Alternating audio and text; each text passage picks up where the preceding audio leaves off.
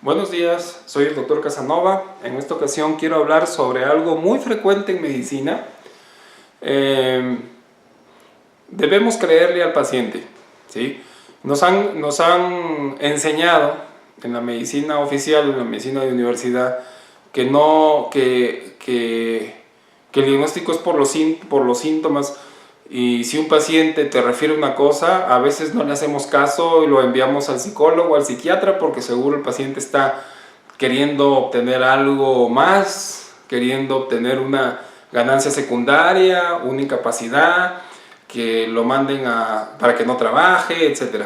Entonces, yo me he dado cuenta que son muy pocos esos tipos de pacientes, bueno, salvo que se atienden en el seguro, pero pues son muy pocos estos tipos de pacientes. Cuando un paciente regresa y regresa y regresa al consultorio y te está diciendo algo, escúchalo.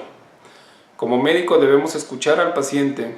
Yo he aprendido mucho de los pacientes. Los pacientes me dicen muchas cosas que yo les pongo atención, aunque ellos no crean, y yo luego lo pongo a aplicar, y yo si lo veo que funciona, lo uso.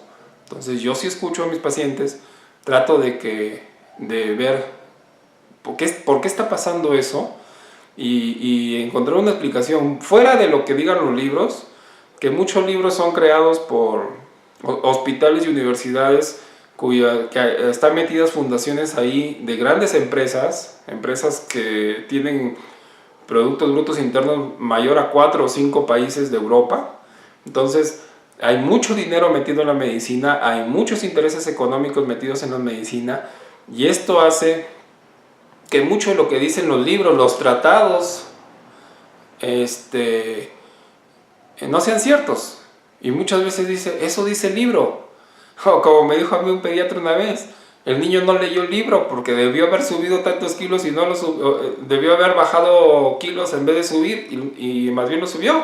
Entonces, eso es verdad. La experiencia del médico vale mucho más que lo que diga un libro. Y ahora lo que están tratando de hacer con la medicina basada en evidencias es que se cambie la experiencia que tiene el médico por lo que diga la gente que tiene mucho dinero, la gente que tiene dinero para pagar un estudio multicéntrico, no solamente pagar un estudio multicéntrico doble ciego randomizado, que supuestamente es el gol estándar en la investigación, cosa que no es cierto, porque, por ejemplo, Claude Bernard en su libro Introducción a la Medicina Experimental refería lo siguiente: no creas nada de lo que digan los otros, ni lo que leas en los libros, experiméntalo tú mismo, eso es lo que decía.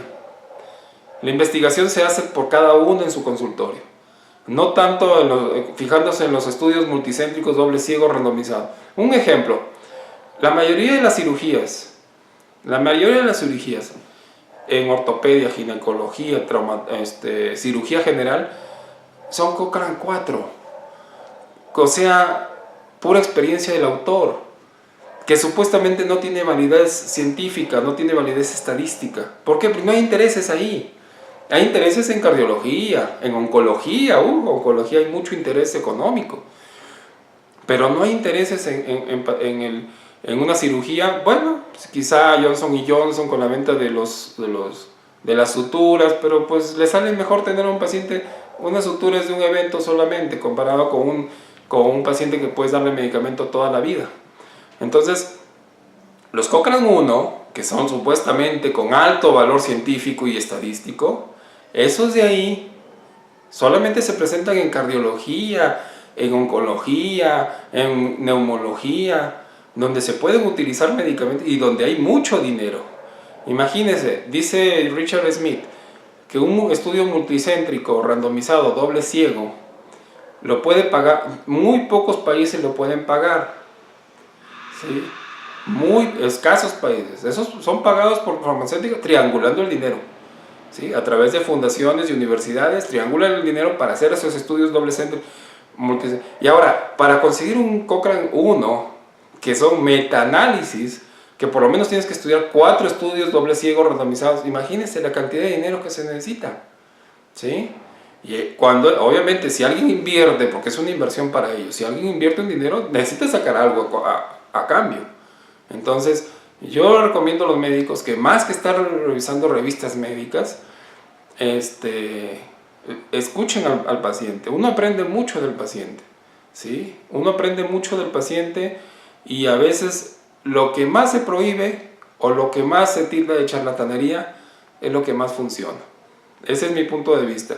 Yo lo he visto. A veces me pongo a ver, hay una sociedad llamada Quackwatch en Estados Unidos, obviamente pagada por las farmacéuticas, que crean varios blogs y videos en internet de gente, entre comillas, escéptica, ¿sí? Porque son escépticos de las medicinas alternativas, pero muy crédulos de la medicina oficial y de lo que dice la ciencia, porque no ponen a prueba todo eso. Ya lo dijo Don Universidad Harvard, entonces eso es cierto. Es un Dios ahí. Entonces, en este punto es más importante tu experiencia, lo que te digan los pacientes, que lo que salga en las revistas. Que esas revistas de por sí muy pocos médicos las compran. Casi nadie compra esas revistas, salvo que se encuentre en algo de educación o sea residente de medicina. Y a veces ni las compran, las agarran de los OBIT, que son que dan las universidades. Bueno, eso fue mi comentario por hoy. Muchas gracias. Cualquier cosa, mi página trimed.com y acutomo.com.